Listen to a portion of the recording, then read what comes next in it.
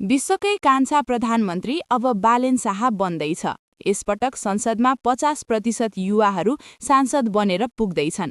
यस्तै विगतको भन्दा धेरै निर्वाचित महिला सांसद पनि हुनेछन्। यो आफैमा ऐतिहासिक हुनेछ। नेपालमा पूर्व मेयर प्रधानमन्त्री भएको यो नै पहिलो पटक हुनेछ। मधेसी मुलकको पहिलो प्रधानमन्त्री, पहिलो उम्मेद्वार पूर्व प्रधानमन्त्री विरुद्ध जित निकालेर बन्ने पहिलो प्रधानमन्त्री, 4 पटकका प्रधानमन्त्रीलाई हराउने पहिलो उम्मेद्वार, गैर राजनीतिक पृष्ठभूमि, र्यापर, इन्जिनियरको क्षेत्रबाट पहिलो, पार्टी प्रवेश गरेको केही दिनमै प्रधानमन्त्री बन्ने पहिलो, यस्ता थुप्रै रेकर्ड बालेनले बनाएका छन्। रासपाका नाममा पनि कैयौं रेकर्ड बनेका छन्। उसका अन्य उम्मेद्वारका नाममा पनि रेकर्डहरू कायम भएका छन्। अब यी रेकर्डहरूको गरिमा बढाउन र सबैभन्दा मुख्य कुरा जनताको आशा र भरोसालाई टुट्न नदी देश बनाउने काममा अलमल केही नगरी लाग्नुपर्छ। मुख्यतः भ्रष्टाचार विरुद्ध शून्य सहनशीलता अपनाउँदै अब देश लुट्नेहरूको दिन सकिनुपर्छ। स्वदेशमै रोजगारीको यथेष्ट अवसर सृजना गर्नुपर्छ। अब नेपाली जनताले कम्तीमा पनि काम नपाएर आफ्ना छोराछोरीलाई विदेश पठाउनु नपरोस्। यस्तै सुविधाको विकेन्द्रीकरण हुनै पर्छ। झिके झिके माया तमलाई भन्ने मात्रै होइन, कर्णाली जस्ता क्षेत्रको बाटो र स्वास्थ्य सेवामा सहज पहुँच अबको प्राथमिकता हुनुपर्छ। बालेन शाह अब केवल एउटा सांसद वा मेयर रहेनन्, उनी झण्डै 2/3 जनमतको आशाका केन्द्रबिन्दु हुन्। अब बन्ने बालेन नेतृत्वको सरकारले नारा र भाषण होइन, डेलिभरी दिनुपर्छ। पुराना दलले भत्काएका राज्यका संयन्त्रहरू, अदालत, प्रहरी र प्रशासनलाई राजनीतिक हस्तक्षेप मुक्त बनाउनु बालेनको पहिलो चुनौती हुनेछ।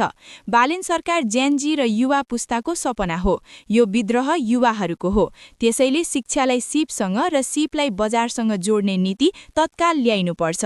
रासपा नेताहरूले भनेझै 100 दिनभित्रै परिवर्तनको आभास जनताले गर्ने कोनी योजना बनाउनु पर्नेछ। जुन अहंकारले ओलीलाई यो अवस्थामा पुर्यायो, बालेन र रासपाका नेताहरूले त्यसबाट पाठ सिक्नुपर्छ। सत्ताको मातले जनताको चित्कार सुन्न छाडियो भने इतिहास दोहोरिन समय लाग्दैन।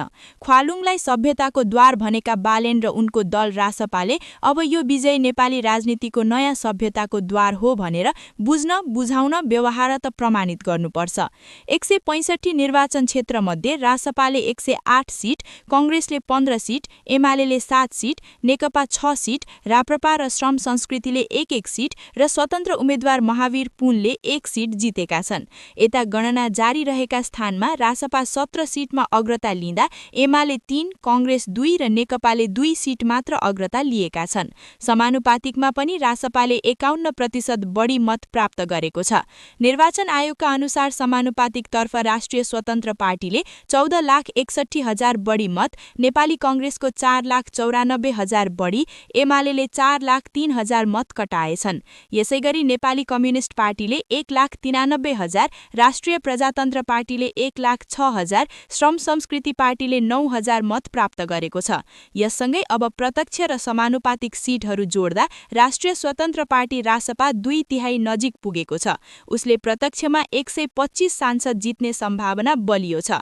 उसले अग्रता नलिएका 9 स्थान बाँकी छन्। ती ठाउँका एकादश क्षेत्रमा नतिजा तलमाथि हुन सक्छ। उसले प्रत्यक्षतर्फ कम्तीमा पनि 125 सीट निश्चित गरेको छ। समानुपातिकमा देशभर करिब 29,10,000 मतगणना भइसकेको छ।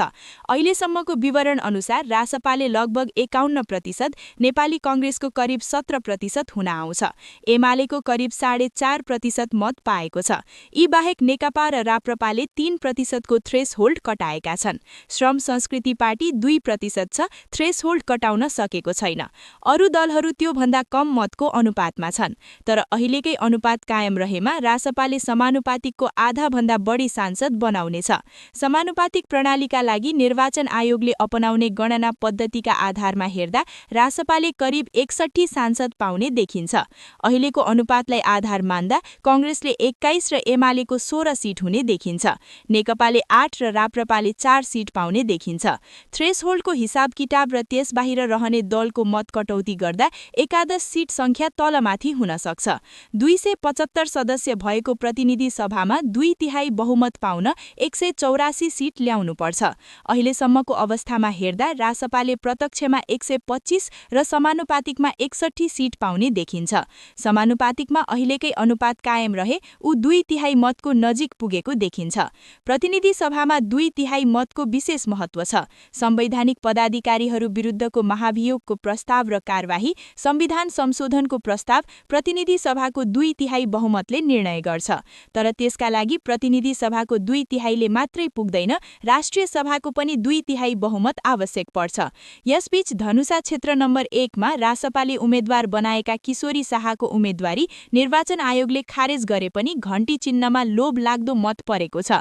बैंक तथा वित्तीय संस्थाको कालो सूचीमा रहेको प्रमाण पुगेपछि आयोगले शाहको उम्मेदवारी खारेज गरेको हो। अहिलेसम्म घण्टी चिन्हमा 21,075 मत परेको छ। घण्टी चिन्हमा परेको मत गनेर छुट्टै राख्ने गरिएको छ। कालो सूचीमा नाम रहेको भन्दै उजुरी परेपछि निर्वाचन आयोगले शाहको उम्मेदवारी निर्वाचनको 2 दिन अघि खारेज गरेको थियो। उनको उम्मेदवारी खारेज भएपछि मतगणनामा विवाद उत्पन्न भएको थियो। विवादपछि निर्वाचन आयोगले रासपा उम्मेद्वार शाहको पक्षमा परेको मतको छुट्टै लगत राख्न भनेपछि मतगणना सुरु भएको हो। भारी अग्रताका साथ रासपा बहुमतबाट 2/3 तर्फ उन्मुख हुनुको अर्थ परिवर्तनको तीव्र भोक हो। यो लहरले पहाड, मधेस र हिमाललाई एउटै सूत्रमा उनेको छ। यसमा रासपाको आफ्नै क्रेज थियो र यसलाई बालेन शाहको बेगले चुचुरोमा पुर्याइदिएको हो।